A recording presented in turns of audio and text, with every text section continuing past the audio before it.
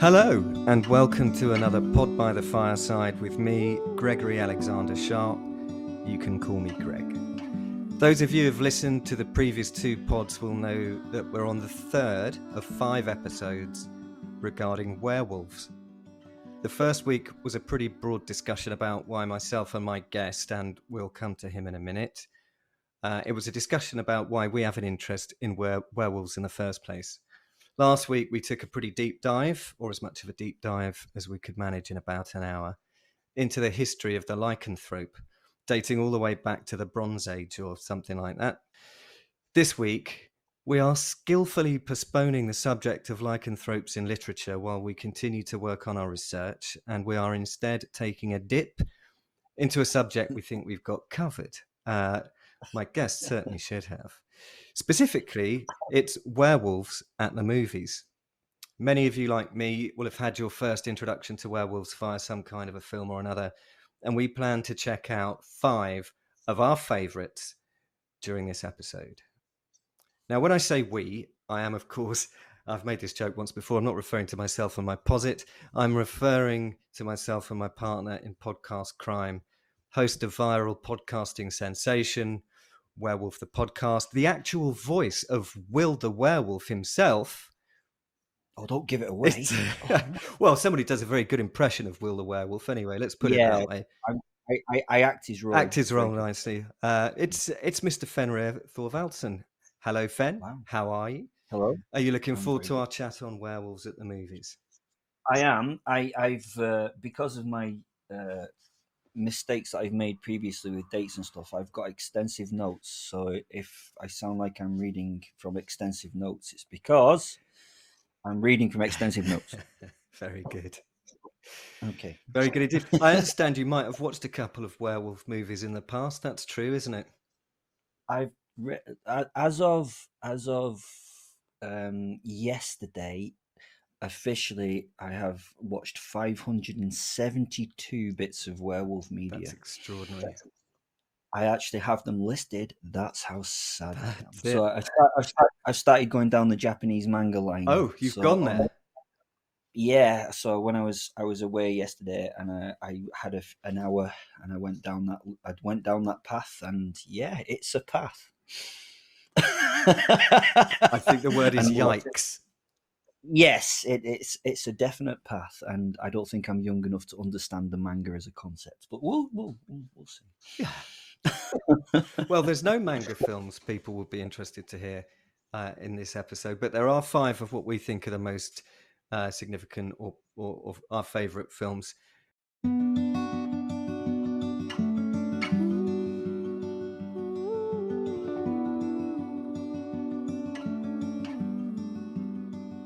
As always, Fen and I are sat by the fireside in a tiny log cabin in the very middle of an extremely remote and scary location. We've got a long night ahead of us, so it's a good job we've had a massive plasma screen installed since last week, and we can watch werewolf movies all night long. That is massive. It's huge. It's half a wall. Massive. It is. I've never seen a plasma screen that big before. Huger plasma screen. So we're going to watch 5 werewolf movies, a bit like the 5 points on the pentagram, the mark of the werewolf, a bit like the 5 episodes in this 5-pointed series on werewolves. We do stuff like this around here, kids. It's pretty cool. Yeah, I like that. So these 5 films, they're not necessarily what you might think are the best or the biggest grossing or whatever. They might be, but they're definitely a combination of being 5 werewolf movies that we think have been among the most influential, and also the ones that we just like a lot, basically. So, I mean, I like them. I like all 5 of these. I think these are my top 5. It's extremely subjective. You might have a different list. I get that. It's fine. This is just our list, and please don't feel it invalidates your own choices. Hopefully, you'll enjoy discussing this list. So, let's take them in chronological order. By the way, folks, this podcast is going to be full of spoilers. Spoiler alert. So if you haven't seen any of the films that we're going to discuss and you want to, you might want to pause and come back to this at a later point.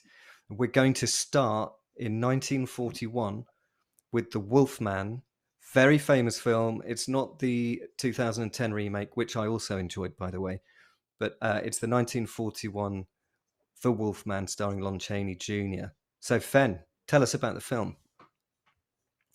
It's one of the classics, isn't it? We see Mr. Lon Chaney for the first time, really, in his title role, and directed by George Wagner, he was a very interesting chap. He was kind of strange in his way he looked at life.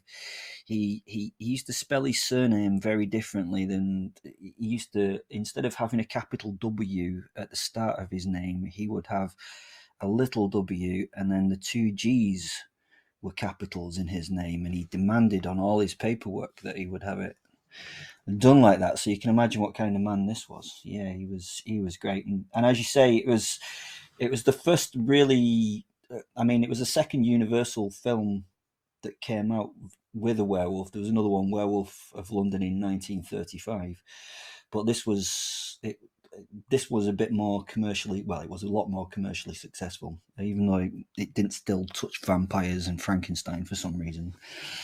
But yeah, it was the start of 5 later films with Mr. Chaney in them. You remember the 5? I do. I mean, this was the first one, and then 2 years later, there was Frankenstein meets the Wolfman, and then just hot on the heels of that, 1944, House of Frankenstein, and then into 1945. So they were knocking out one a year of these at this point. It was House of Dracula, 1945, and then Abbott and Costello meet Frankenstein a couple of years after that. What was that? 1949. Mm-hmm. And that there's a lot of Frankenstein in there, but there was also a fair smattering of Dracula and Igor throughout these films as well, and they were also laced with the classic actors, horror actors of the Universal Studios of the day, your Boris Karloffs and your Bela Lugosi's. I loved all of those films actually, but it has to be said, none of them in their own right was a patch on the original The Wolfman, or the original Dracula, or the original Frankenstein for that matter. But they were all good. Yeah. I mean, to go into the plot, we have Mr. Larry Talbot returning to his ancestral home. He's obviously been living in America for many years because he now has a very, very, very good American accent. Not that Lauren Chaney couldn't do a British accent or anything like that. So he's gone back to his ancestral home in Llanweli, Wales. I hope that's how you say Very it, well done. Llanweli.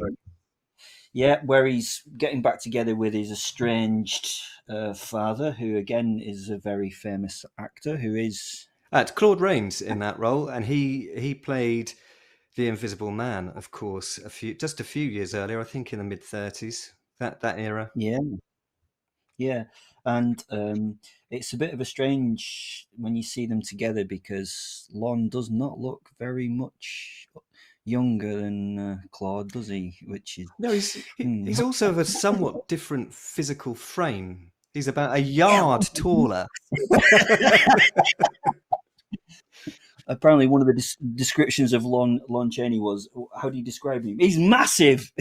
Yeah. He's massive. Yeah, and we get Larry getting a bit scary when he falls in love with Gwen, who runs her father runs an antique shop. We never meet him, but he how do you say it? Is it stalking? I'm not quite sure. When he's watching her with a telescope through her window as she gets ready in the morning. And then he goes over to the antique shop as an excuse to basically try and date Gwen, who tells him no. Okay then, which she just broke down to it, didn't she? And she sells him a silver-headed stick with a wolf's head and a pentagram on it. And then loads of stuff happens. We meet Bela Lugosi's character. He's a Romany fortune teller, and he sees a pentagram on Jenny's palm, who's a friend of Gwen's. and it sends her away. And then in the night, the werewolf, who is, well, I've said this before, but this is the only movie where we get Bela Lugosi and uh, Cheney both playing a werewolf. He kills Jenny and as the werewolf, and gets his head bashed in by Larry. No one believes Larry that he was killing a werewolf, even though he's been bitten by something that looks like a werewolf. So they all think he's a dodgy character. Gwen's fiance, because she was kind of doing the dirty on him, this lovely chap who was a game warden. He doesn't believe what's going on and stuff, but he still supports her and everything like that. The local populace don't think it's a werewolf because they're not stupid. No. And then they go chasing wolves because they think it's wolves. So they set up a wolf trap. Mr. Laney changes back into the half man, half werewolf for the first time. We don't see his transformation. In all the other films, we always see his transformation, but we do see him put on a pair of, apparently were changed Wellington boots, where he walks on the balls of his feet, and they're covered in yak fur. I don't know why I have to go into Good that level detail, of detail. yeah. Yak fur seems to be quite good. And he gets caught in one of the traps, and then Maliva, who is like a local witch lady, played by a very famous Russian actress. I forgot her name now, which is a really terrible thing to do. But yeah, she turns him back into a human. He releases himself. Larry decides he's going to leave town. He says goodbye to Gwen, and then notices that Gwen has a pentagram on her palm, so she's the next victim. Obviously, his father thinks that he's disillusional, that he's not a werewolf, and then Larry transforms again, breaks free, and goes and attacks Gwen.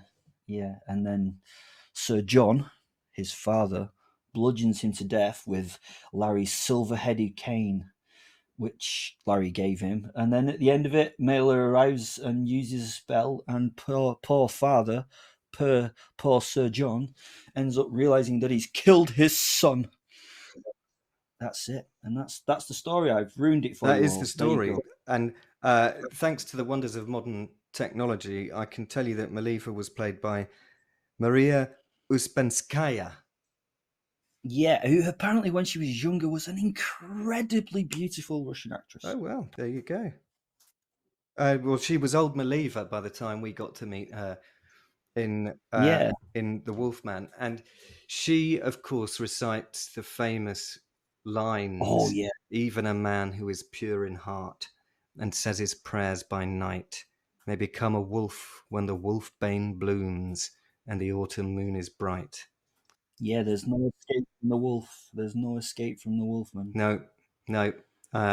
Those lines make their way in part into my own work in my first book. I've incorporated that. There's a little bit of a doffing of the cap to the Wolfman in that book. Maliva also offers Larry Tolbert an amulet that she says will stop him. I was going to ask you that question. I was going to say there's a double amulet thing in yours, isn't there? There is. I wondered if that had any kind of leverage from this film. Yeah, because there's one amulet in this, and he gives it to her to be safe. Doesn't he? Yeah. No, that's absolutely. This film was very influential on my work. It has to be said. Yeah, I don't think I've pinched or plagiarized, but I've been influenced by it a little bit, and I think that's fair. No, I mean that's how it works. That's how it works, isn't it? You see something amazing, and it becomes part of your own sort of story. Well, exactly. I don't think it's. Yeah. I don't think it's anything wrong with that. I mean, it's absolutely. I love this film, even though 1940s idea of what is an acceptable way to treat people, especially men and women, was incredibly different than I thought it was okay. I'd like to buy those pearl butterfly earrings that I saw you wearing, but they're not for sale. Where did you see them? On your bedroom dressing room table. What? Yeah. What? Yeah. No. This isn't the way we do things around here. Do you know this is it's not England, it's Wales. Sorry. This is the United Kingdom. Yes, not how we do things, old chap. And then what I really like is he goes, "Yeah, I'm a mystic. I can read your mind. I can tell what you were wearing." And then when she believes him, he says, "No, I was looking at you through a telescope." Imagine doing that these days. You'd be like, there'd be a knock on your door. "Excuse me, Mr. Thorvaldson, would you come down to the police station, please?" It would be a very short march to the nearest Nick, wouldn't it? Yeah, and then she's disgusted that he used the telescope, and he went, "Oh, don't be disgusted, and don't close your curtains because I quite like looking at you." What? And she still goes for a date with him. Well, I mean, he's a romantic fool, isn't he? At the end of the day, Yes, God, yes, you and know, he's such a the kid's in good-looking love. guy. Give him a break. Yes, yeah, it's bonkers. But yeah, I do love the film, and I suppose the idea of it all is this monster that we can't control, isn't it? Again, yeah, it's not. We have a monster that we don't really know what to do with, and at the end of it, he realizes that he can't control it, and he wants to do something about it, and it's going to take the one he loves, and yeah, it's an allegory for all sorts of things, isn't It it? is. Puberty and all those. It is, You know. and the character Larry Talbot, as we mentioned earlier, pops up in a number of different films. He's been killed several times over. This chap, he keeps coming back. And Yeah, my very first introduction to a werewolf was Larry Talbot in Abbott and Costello Meet Frankenstein. And I've mentioned that in a previous podcast. It was massively influential on me. I got absolutely hooked on Lon Chaney Jr., Bela Lugosi, and actually, although he wasn't in that, Boris Karloff as well. And without having seen that film on that fateful Saturday morning on the TV, I certainly wouldn't have written the book that I have written, and I probably wouldn't be doing this podcast right now either. Did the lady Maleva? Is it Maleva? I can't remember what her name is.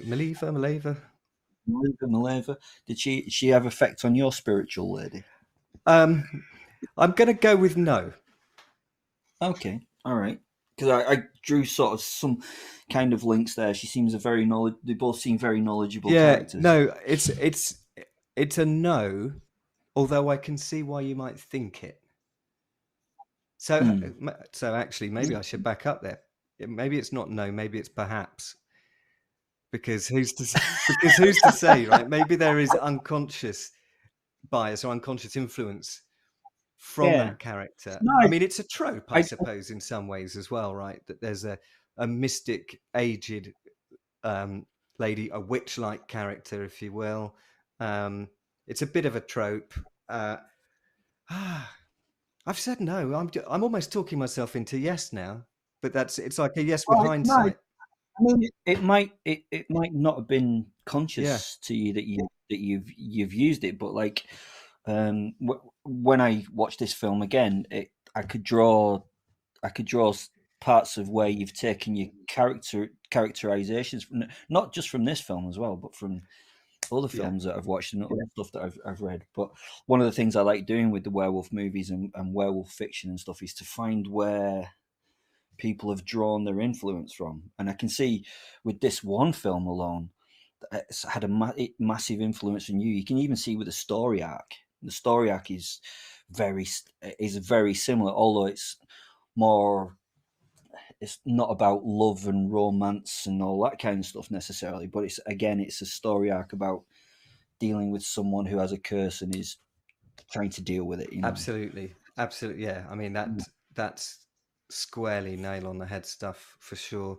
And and that was conscious and that was intentional, not necessarily to make it like this film, but to leverage the influence this film's had on me, and to carry that forwards into my own sort of creative process. Definitely. Yeah, I mean the thing that I've noticed about the best werewolf films is if you see the werewolf for 5% of the film, it's going to be a pretty good werewolf film. Right. If you get a werewolf for over 5% of the film, normally they're awful.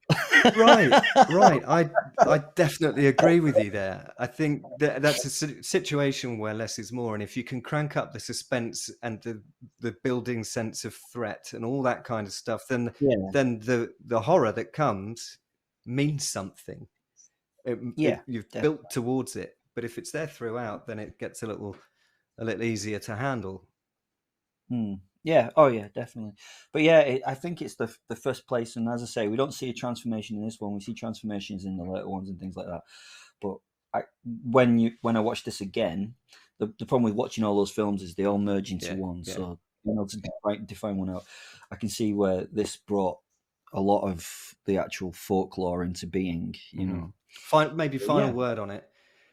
The single most influential and important werewolf film of all time, or do you think just very close to it?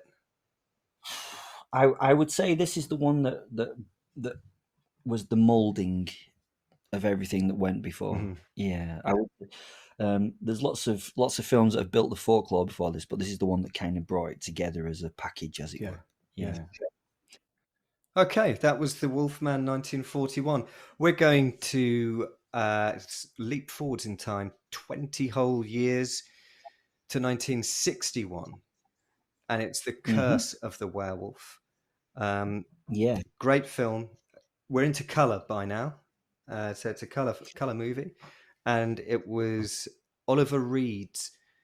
So for anyone from outside of maybe the UK, a very great British actor by the name of Oliver Reed, who was huge in the British film industry, right through the 60s and 70s and into the early 80s. Bit of a wild man. His very first starring role was in this film. Yeah, I mean, this is like one of the first Hammer film productions. Hammer made lots of Hammer Horror made lots of films during this period, and yeah, we have the mighty actor himself, Oliver Reed, being very overdramatic in this. Yeah. I mean, he's really acting. He was really going for it. He really goes for it, and I love him for that. It's based on a novel, The Werewolf of Paris, by Guy Endore, but they had to move. Back in those days, it was expensive to make sets. So what they did was they just finished a film about Madrid. So what they did was they just reused the backlot and the scenes and just went and put it and stuck it in Spain, which was quite clever of them, really, isn't it? Yeah, it was released in 1961, and it came with another Hammer film called The Shadowcat. And not a lot of money goes into these Hammer horror films, but the level of acting and the people in it are very, very good. I kind of enjoy the over dramaticism. They always remind me of a stage act when I watch a Hammer film. That's putting the ham into hammer, you might say. Oh, do you like that? I just came up with that one. That's beautiful. That is, yeah. See, that's the kind of thing I need to put in my podcast. That's beautiful. Hamming hammer. Yeah, definitely. This is a great. I love this film because it's not really a werewolf film particularly. It's a very dramatic film. The werewolf is only in it for about 6 or 7% of the time, but this is one where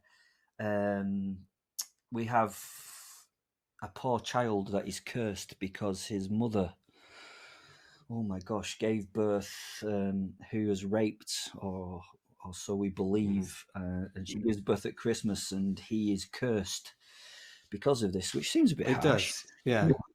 Yeah. Yeah, so she gives birth to the wee boy, who is then cursed with this horrible affliction. He's sort of gets on okay until he soon starts getting into hunting. He gets a taste for blood and starts eating goats and kills the local people's dogs and stuff. And then 13 years later, we see him working in a vineyard. And he falls in love with Fernando's daughter, Christina, and he wants to marry her. So he goes to a local brothel because she says no, because that's what you do, right? Yeah, if you get turned down in love, what you do is you go to a local brothel. Obviously, that makes you feel better, where you then kill all the prostitutes. Yes. Yeah, that's my Friday afternoon, isn't it? But yeah, and then he eventually gets jailed on suspicion of murder, which obviously he did because he was a werewolf who went around and killed them all. And then in the end of it, I'm trying to make this very short, so if I miss out bits, I do apologise. At the end of it, his adoptive father comes round and kills him with a silver bullet. Yes. A silver bullet from a crucifix that was blessed by the Archbishop, and his father again feels heartbroken at the killing of his son. Yes, there's a parallel there for sure. And there's a beautiful over-dramatic end scene when he gets his body covered with a cloak. Yes, I love that. It's just the final, it's the icing on the cake where you have this beautiful moment where the body gets covered by the cloak. Beautiful. There's a scene towards the end where Oliver Reed has to. I'm trying to remember. He has to shove somebody out of his way, and he wants to really go for it because it's his first starring role, and he's a big guy, right? It's Oliver Reed. Anyone who has ever seen him will know that he's a large human being. He's a big unit, and he apparently sent this guy flying and nearly took him out completely because he, shoved him out of the way and he launched him off his feet. And the director was like, "That's a wrap, people. We're keeping that." Yeah, I mean, you can tell this was pretty influential as a film because it does get mentioned in American Werewolf in London. I don't know if you remember the famous scene where Alex Price, Jenny Agutter, turns around and says to David, to Alex, sorry, "Did you ever see The Wolfman?" And Alex replies, "Is that the one with Oliver Reed?" Right. That's right. I'd forgotten that line. No, the other one, the black and white one. The other one. So you can see how important it is. Yes. Yeah, and also we have in the Howling 1981, we've got Belinda Bolesky's character Terry Fisher. He's named after the director Terence Fisher, The Curse of the Werewolf. Huh. So you can see what I love about this particular genre is the re-referencing and the fun we can have by going back to the older films and going, well, I loved it that much that I'm going to do this and I'm going to add this to this. So yeah, it's obviously a massive influence, especially on John Landis and the doffing of the cap. Yeah, it's like to what has come before. I really like that. You get it a lot in vampire movies and vampire fiction as well. I think it's something that us fans sit there and look out for, isn't it? I know I do. So, and it gives you a little dopamine hit when you spot those things, right? And you think, "Oh, I know what they did there." Yeah, and I don't know if it's right to think it's you. There's a moment there that I feel a little bit superior because I'm like, I don't get the reference, but I wonder how many people. Yeah, I'm in the 5% that got that. Yeah. I'm not a casual listener. I know. Yeah, indeed. So we move into 1981. It's another 20-year leap, right? You mentioned The Howling and you mentioned American Werewolf in London, and they were both released that year. March 31st, 1981 saw the official release of The Howling, which was a bit of a game changer. There were two game changers, I think, that year. The Howling was probably the most horrific werewolf movie there'd ever been at that point, and American Werewolf in London moved the needle in other ways that we'll come to. But yes, The Howling. Yeah, a great influential. It's not one that's massively stood out on my radar until I watched it again. One of the really interesting things I didn't notice until we decided we were going to look at The Howling is that the 1941 film, The Wolfman, is directed by George Wagner. Guess who directed The Howling? Do tell. Dr. George Wagner was one of the people who did it, but it's a different one. Well, how do you know? Perhaps, you know. It might be some empathic sort of ideal, yeah. So yeah, it's directed and edited by Joe Dante with an influence from George Wagner himself, and based on the novel by the same name. It's a wonderful, wonderful film, and a great horror comedy. I do, yeah. Well, I do like it. It's a horror comedy. It's not meant to be a horror comedy by any means, but like the nymphomaniac lady in it and stuff like that just makes me giggle.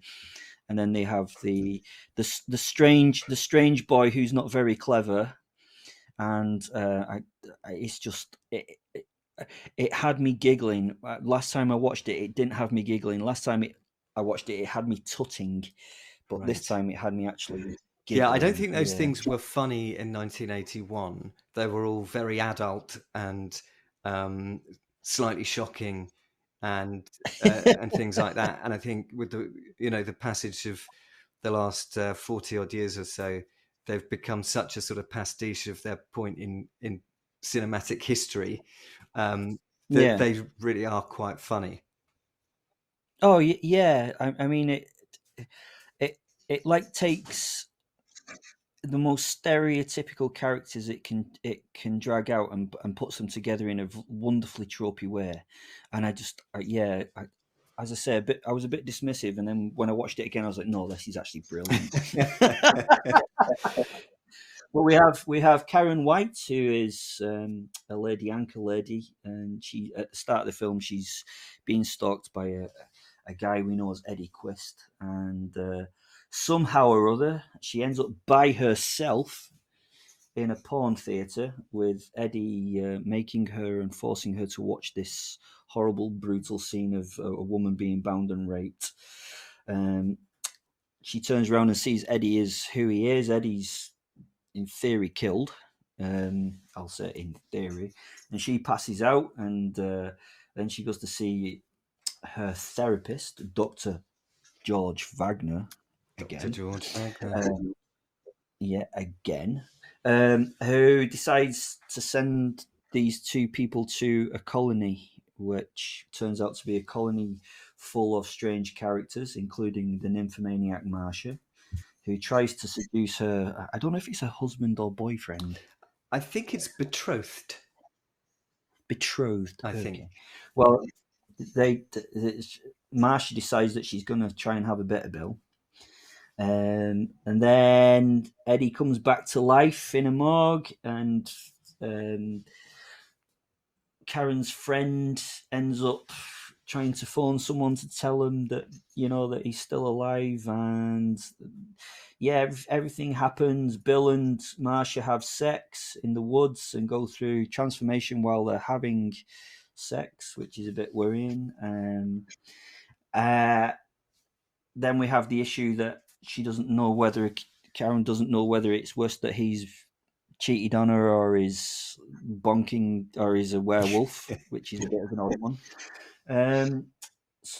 Her friend goes and tries to phone her boyfriend to tell her that she needs help, and then gets attacked by Eddie, and then she cuts his arm off, which is great, with an axe. And that's one of my favorite scenes, is when you see the werewolf arm turn back to the human arm.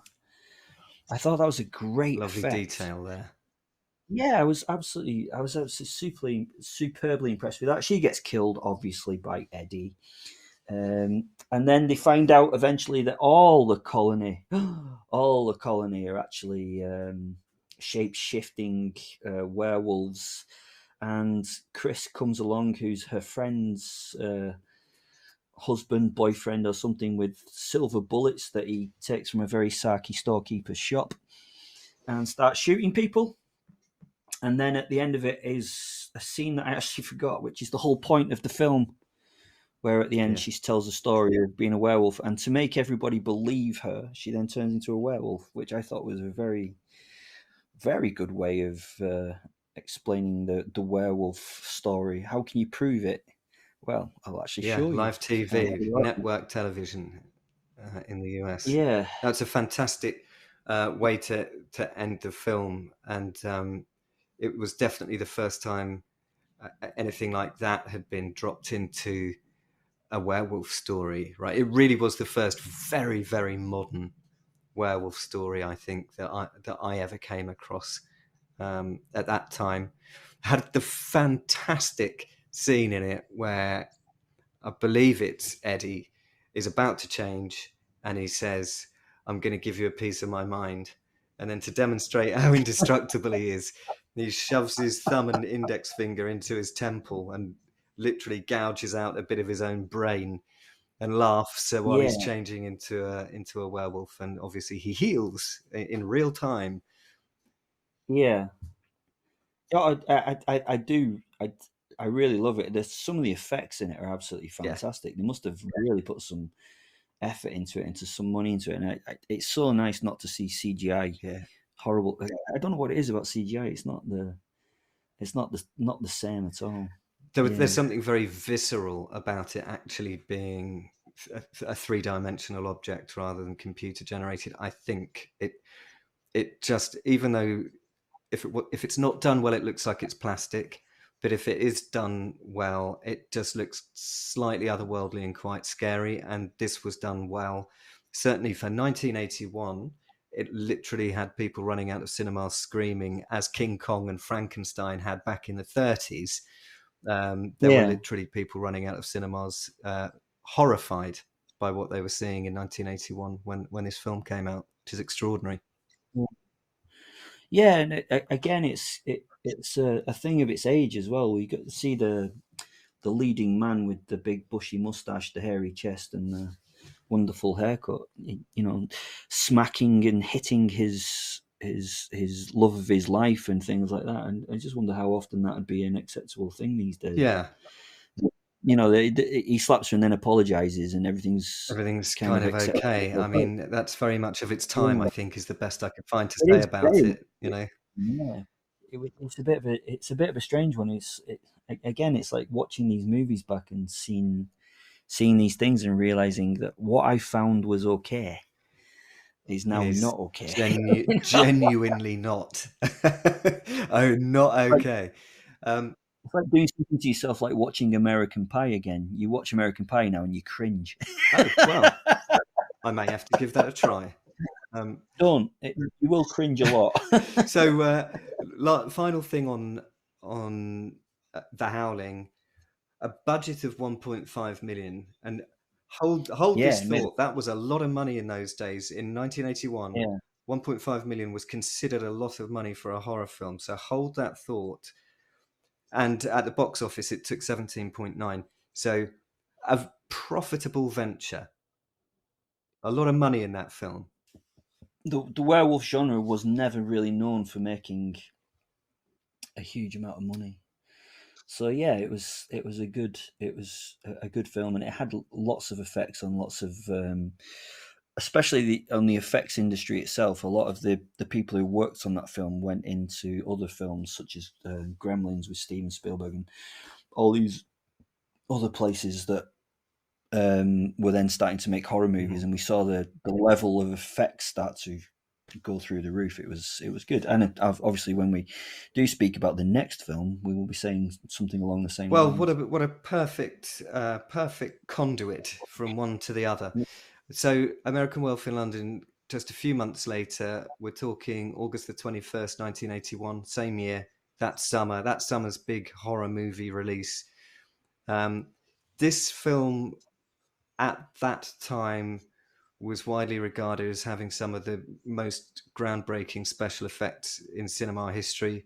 I think that's fair to say. And if the effects in The Howling were good, these were on another level. It was a massively commercially successful film.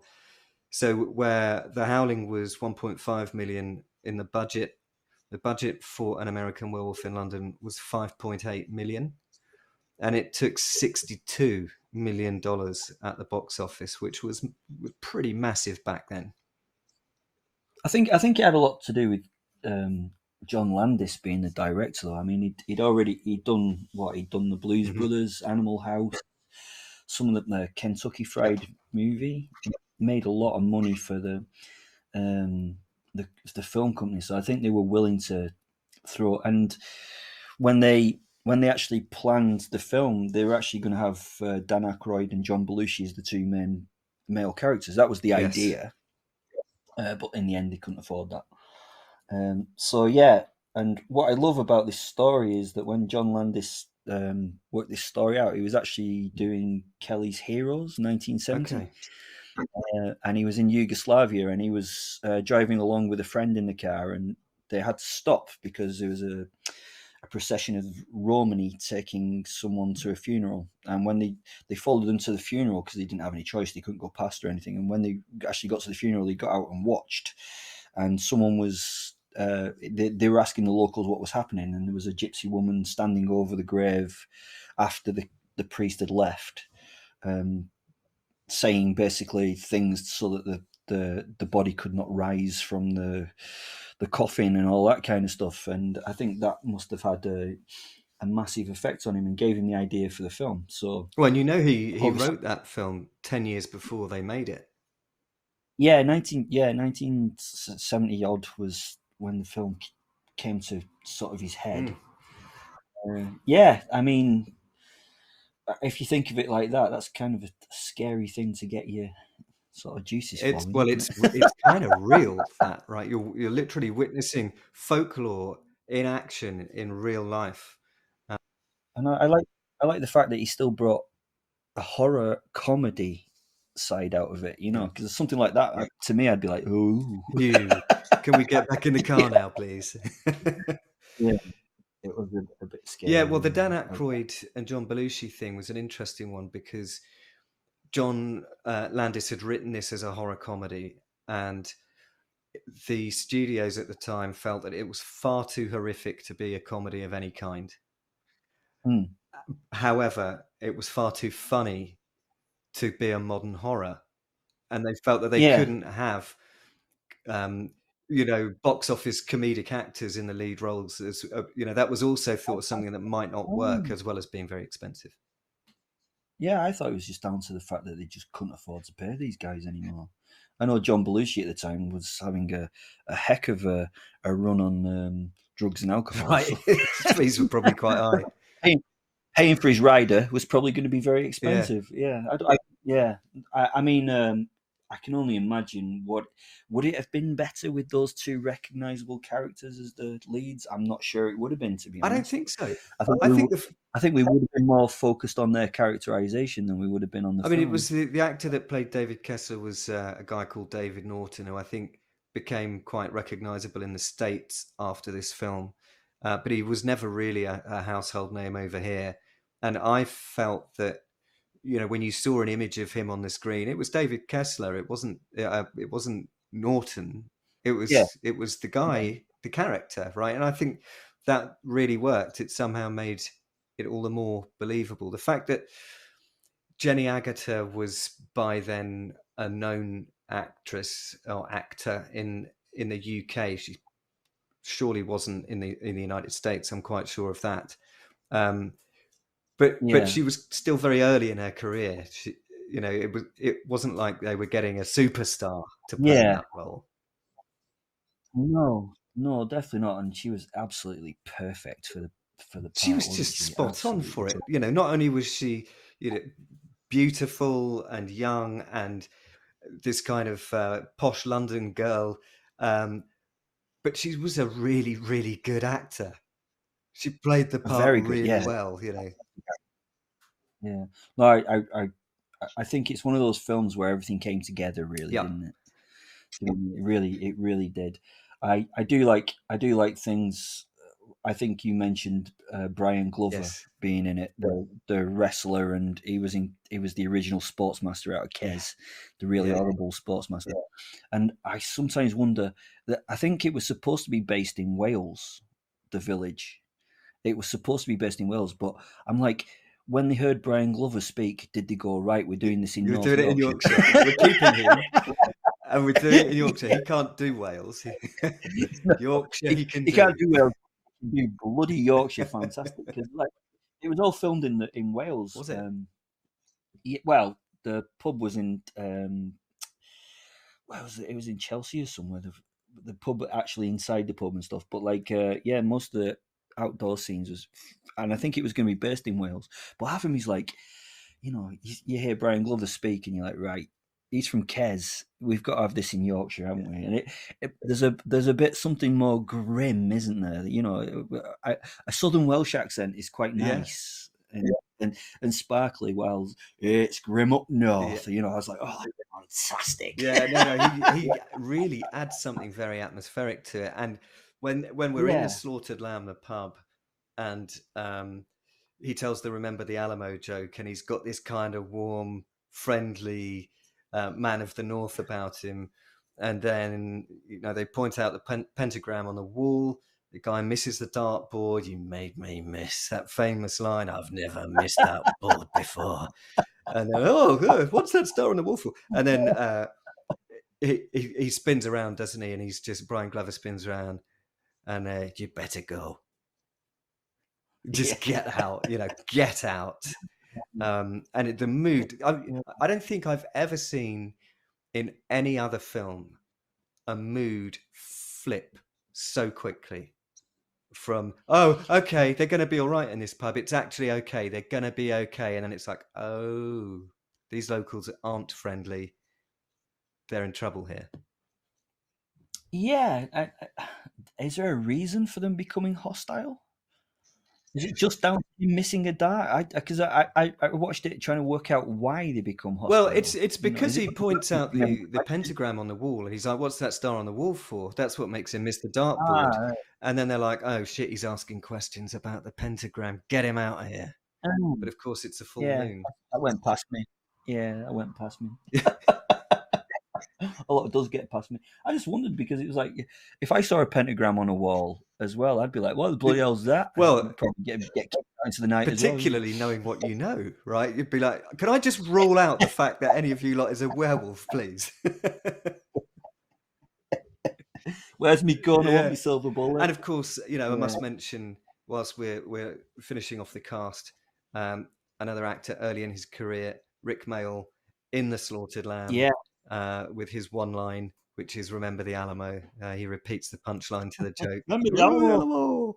And once you've seen him, you can't unsee him in that scene. Anyone who knows him or knew him. Yeah, I didn't notice him until you pointed it out before. I was like, oh right, now, yeah. So in my second edition of my book, he will be in there. But yeah, I mean, that first section of the film itself is just an incredible bit. I mean, do I have to go into the plot of American Werewolf in London? Do you want to go to the plot of American? It's such a great film. Listen, I'm going to do this. I'm going to do a whistle-stop tour, folks. Okay, so look, you've got two just postgraduates, we'll call them. They've just finished being students in the States. They come over to the UK to go on a hiking holiday on the Yorkshire moors, and they are out late at night. It's a full moon. They don't necessarily spot that yet, but they go into this pub, the Slaughtered Lamb. They spot a pentagram on the wall. They ask what it's for, and the atmosphere in the pub goes really sour, and they basically get told, "Get out. We don't want you around here. But stick to the rod, lads. Stay clear of the moors. Beware the moon." And of course, they go out and they're hiking up the road, and it starts raining, and they're a bit pissed off, and they're having a bit of a laugh at the expense of the locals, and they don't stick to the road, and they get attacked by a werewolf. Jack is killed, and David survives. And David wakes up in hospital, nightmares and all sorts of bad stuff going on for him. Winds up sort of falling in love with his nurse, and he starts getting visited by the spectre of Jack, who says that he's now in limbo and can't die properly until the wolf's bloodline is severed, and that David must take his own life in order to do that. Before he starts killing people himself. And of course, the next full moon comes around, and lo and behold, that shit goes down, and it's not good, and it ends in tragedy, of course. And there's a fantastic, the most legendary transformation scene in the history, I think, of werewolf cinema, when David is changing quite slowly from man into monster. He sees a little Mickey Mouse doll on the mantelpiece, and he stares at it and says, under his breath, "I didn't mean to call you a meatloaf, Jack." He insulted his friend Jack at one point in the film, saying he looked like a walking meatloaf. And he goes on a rampage in Piccadilly Circus in London, which is such an iconic scene as well. It's, you've got the Red London buses and people getting their heads bitten off left, right, and centre, and eventually the armed police show up and they shoot him. It doesn't seem to need to be a silver bullet in this iteration of the myth, but probably the top werewolf movie, generally speaking, of all time. I think it tops most of the polls, and I think it was a real game changer, and not much has lived up to it. A lot of films have tried to be it, Yeah, and not many have it's succeeded. been written on several times, isn't it? Yeah, I love the fact that both these movies, The Howling and were so close together on the time frame. And they have quite a lot in common as well. There's like an adult movie theater at some point in there, yes, and yeah. it's kind of it's got lots of the transformations and stuff. They're sort of congruous and things. Although I do think the Landis film has a much better transformation in it. Yeah. But I think it does. Extra budget though, right? Yeah, I think it has an idea of, is it okay to commit suicide as well as a person, isn't it? Because he's like trying to decide whether, or they're trying to get him to kill himself, and he's, I can see why that could be a bit of a struggle for the man. Yes. But it's a very, very well written film. I do love it. So we've leapt forward 20 years in between each of our films so far. Right, I'm gonna stretch this formula a little bit here. We had 2 films in 1981, so we're gonna have to jump forward an extra year to accommodate that, and that brings us to 2002. Do you see what I did there? I manipulated the statistics to make them work for us. So we've leapt forwards to 2002. It's Brussels in March, and there is the release of a British horror film, which would come to UK cinemas in May of that year, I believe, and its name was Dog Soldiers, a fantastic film. Oh, it is the best, and I get a lot of my kind of idea of humor and the way that people would deal with werewolves and how that would happen from this film. I love the idea of British soldiers and how they would actually react in a situation where, I mean, the film was originally called Werewolf versus Soldiers. Was it? Imaginative. But to the point. Yeah, definitely. But yeah, I love it. The actors in it are absolutely fantastic. The plot is quite straightforward. We see at the start of it, there's a young couple in the forest, and he's got a new job, and he gets past a silver letter opener. We see a gun in the first part of the film. What's going to be obviously going to be fired at the end. So we see a silver letter opener. We need to remember that. At the same time, we see Private Cooper running in his special forces training. He gets told by the horrible Captain Richard Ryan to kill a dog to prove that he's a real man, which he refuses to do. So he goes back to his old mob. His old mob are then remembered by Richard Ryan, who is going to use them to entrap a werewolf. So he puts them out there as though they're on in action, doing an exercise of some kind. That's the word. They're doing an exercise. Well, in reality, he's using them to get this werewolf to attack them. But in fact, what happens is that the SAS that are waiting to trap the werewolf get attacked themselves by a group of werewolves that murder them very badly. And then we have Mr. Ryan, Sergeant Ryan, Captain Ryan, then found half dead, scratches being ripped and torn across his chest. Then he wants to get out of there, which is pretty obvious because there's not one werewolf, there's many werewolves. So they run away as they're being chased by the werewolves, and then they get picked up by a lovely lady in a Land Rover. That was a lovely lady in a Land Rover. Alliterated beautifully. Yeah, a lovely lady in a Land Rover. And then she drives them to a house in the middle of nowhere that doesn't have a phone or Wi-Fi, because you wouldn't have anything like that. Well, I don't know, 2002. I'm not sure, but yeah, they go there, and the family's not there. Wink, wink, nudge, nudge.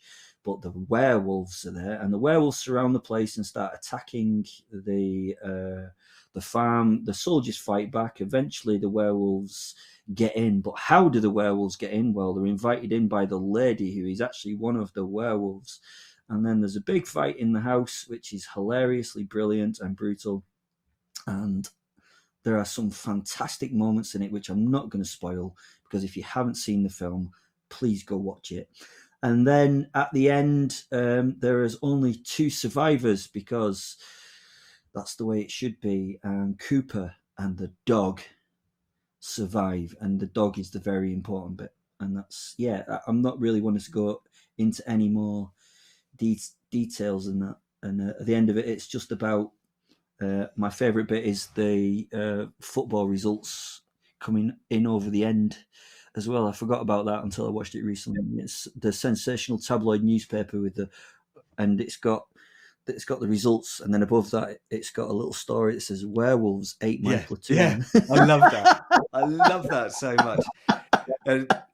But this is, we mentioned it on this pod and on others before, that in this genre, there's a lot of that doffing of the cap to other creative efforts. I'll say, other things within the genre in this film, also things from outside the genre as well. So movie buffs from all over are going to find cheeky little things in here that reference other things that they may have seen. And probably won't spoil it all, but there's the one from The Matrix that I think we mentioned previously. There is no spoon, and there are others. It's literally throughout.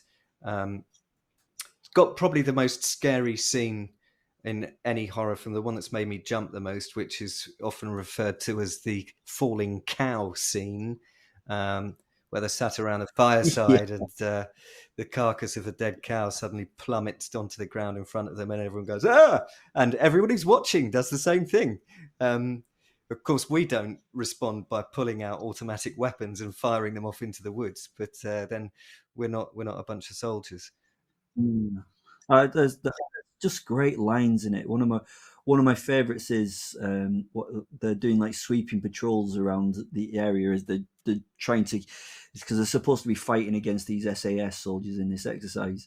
And Cooper turns around and says, "They'll have the whole sector wrapped tighter than an Eskimo's knapsack." Brilliant. And that cast, that phenomenal cast that you've mentioned, was start at the top, maybe with Sean Pertwee, son of John Pertwee for Doctor Who fans out there. Think Event Horizon, think Gotham, the TV series, which was fantastic. He played Albert in that, Bruce Wayne's butler. And of course, he was the voice of MasterChef The Professionals in the UK.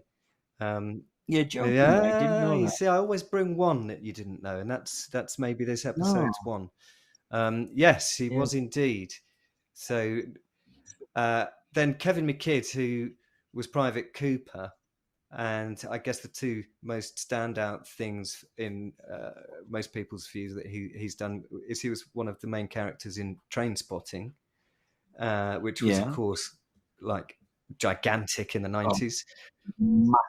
Really huge cultural event in the UK, actually, for those of us that were in our 20s during that decade. That was the major cultural film of the time. And he's done 20 years hard service or thereabouts so far in Grey's Anatomy as Hunt. Owen Hunt. Yeah, he's probably the best character in the whole thing. He's great, and he's got a very convincing American accent. He's a fantastic actor. He's a bloody good singer as well, actually. They did an episode in Grey's Anatomy where they all sang everything. And if he wants a career in musical theatre, he's got one waiting for him, I'm quite sure. Yeah. The director and the writers must have loved making this film. There's so many Easter eggs, as you say, to other films. You've got aliens with firing short controlled bursts, and then there's H.G. Wells, Captain Harry G. Wells, obviously, and then you've got Bruce Campbell, who is Ash, That's a very famous character out of Evil Dead. Oh, Evil no! Dead. Evil Dead. That's it. Yeah. So, yeah, it must have been so much fun making this film. It must have really been. And we said before the werewolves in this to me are probably the scariest. Yeah. Werewolves, because they look big and scary and very And different. quite real. I think it's Yeah, fair to yeah. say they really are. I mean, I'm going to go out on a limb and say I think werewolf movies peaked in 2002 with this production. I don't think anything's come close to this since. Yeah. There's been a lot bigger budgets. There's been a lot of CGI. I don't think I've ever had the pants scared off me like Yeah. I did with this film. No, and what I love about this film is that there was twists in there that the first time you watch it you didn't really grasp, and then there's little bits in it afterwards that you kind of, oh, I didn't notice that bit, or when you watch it it's one of those films that you can watch again and again and still get little references and little bits of nuggets that you didn't, it's just a fantastically written film, and the way the soldiers treat when which soldier is it who gets caught in the kitchen and he gets held up by his throat, and he looks deep into the werewolf's eyes after hitting it and kicking it and kneeing it and hitting it with pans and all sorts of stuff. I hope I give you the shits. Wow. Yeah, You're my I'm going hero. down swinging. Yeah, and then you've got Joe who's trying to get the car started, and he hears you can tell the werewolf's behind him as he's trying to get this car started. He's panicking, and then he stops, and you can hear the werewolf, and he just turns around, and I'm sorry if this offends anybody, but in an American movie, that guy would have gone, ah! But not Joe. Joe goes, come on, let's have it. You can just imagine him getting in there and leading with a headbutt. Yeah. Oh, definitely. Yeah. And the werewolf being initially very surprised. Maybe stunned. Briefly, but maybe stunned. And this is a film, of course, that has the concept of a weaponized werewolf in it, and that's something that you've written about extensively, in your podcast and in the published work that goes with the first 30 odd episodes of that, and you've taken that concept and examined it in some detail, and it's a cracking idea that someone's going to try and take something as irresistible as this and try and contain it in that way and use it in that targeted way. Wow, that's a dangerous thing to try. Yeah, that's I kind of, as we do, we all steal from the things around us, and that when I saw what Captain Ryan was trying to do, it was like, oh, that's a really good idea. But obviously, in my story, it's from the point of view of the werewolf, and the werewolf just waiting for his opportunity of when he can turn it around, and everything's about manipulating the situation for his own outcome. But yeah, I mean, it's a fantastic film, and the idea that we can weaponize them. I think what happens after this is we get the romantic side of the werewolf coming out, and alongside that then it becomes an action genre with underworld and stuff like that. So we just seen a change in what the werewolf is as a werewolves thing. are all about transformation. Yeah, hard not to resist that. Hard. Yeah, shouldn't resist it. What am I trying to say? It happens. Just suck it up, Greg. It's happening, all right? Yeah. I suppose so. I suppose we just have to accept that these things are going to happen, but hopefully we'll see something come out soon. With I mean, one of my best ever refusals by not a publisher, but by an agent, was that werewolves are trope, and that's the entire refusal that I got from the agent for when I put my book into them was werewolves are trope, and I was like, okay, yes, I know that. I know that's why I used it. I think it's hilarious that I can. Yeah. So no, but I hopefully, and do you know what? I think we've said it before. I'm so glad they've not remade this Yes. film. I'm so glad there's not a second one. There was the idea that they were going to make a series out of it as well. I'm glad that didn't happen. So please, guys, don't do anything with this because it's just perfect the way it is. Perfect. Yeah. So those are. Do you have any other movies that you think we're not going to go through in great detail? But if you had to add like the next two, that just the names, not any detail or plot or anything like that. I tell you what, one I'll drop in, and it's one that you and I discussed very, very briefly on Twitter when we first started connecting, which was what do you call Viking Wolf? Oh That yeah, came out earlier. yeah, Was it earlier this year or back end of last year? yeah. I think earlier this year. Yeah. I thought they had a really good stab at that. I quite liked it. Yeah, I mean that's again we're going back to the old genre with Yeah, that one. maybe Aren't we? that's Being why I quite liked it. You know, primarily. it Yeah, was about something scary and yeah. dangerous, and you know there was a curse that really didn't have a good outcome for anyone that got wrapped up in it. Some of the acting, you know, was of a certain type, and it's not Yeah, necessarily for everyone. But you know, I kind of liked it. I found it atmospheric. Scenery was incredible, and I thought the image they created of the beast was scary. It's just a bit of a shame it couldn't break through a glass door at that boutique that the girl hid in. You know. what poor werewolf. Yeah, Yeah, it's a bit like that when you see what's he Cheney in the first one beat a werewolf to death with with a a stick. stick. And I'm like, okay, Yeah, they've got yeah, stronger over the okay. years, haven't they, werewolves? They've got much more powerful, haven't Yeah. they? You know, they've got slightly better and slightly stronger. I think if I would like, they're not werewolf movies, but the original Hound of the Yes. Baskervilles. What, the Basil Rathbone one? Yeah, Great I think film. that is a fantastic werewolf Yeah. film. It's not a werewolf film because we No. never see the werewolf. It's a bloody werewolf film, and it's one of the best werewolf films there is without a werewolf in it.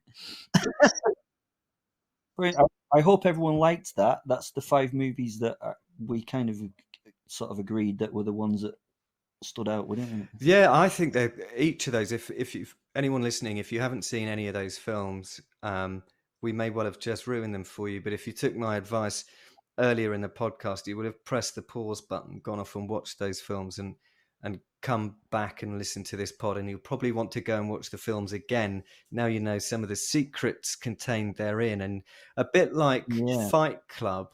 It's a better film the second time you watch it. I think that's true with most of Yeah. these, if not all of them. You get something additional the second Yeah. time around.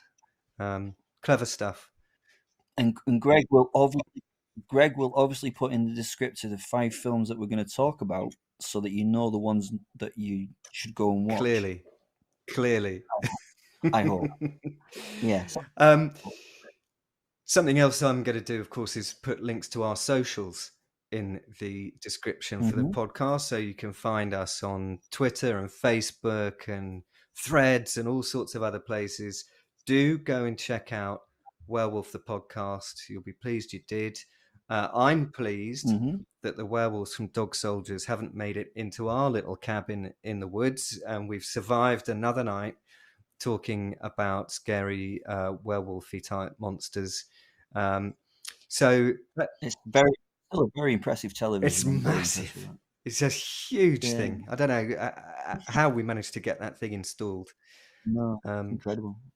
So we're both off to finish our research for the next episode, which we've run out of runway on this, to be honest, folks. We have to get this one done. It's literature, lycanthropes in literature next time around, I promise you, and we will see you then. But until next time, it's good night from me. And it's good night from him. Good night.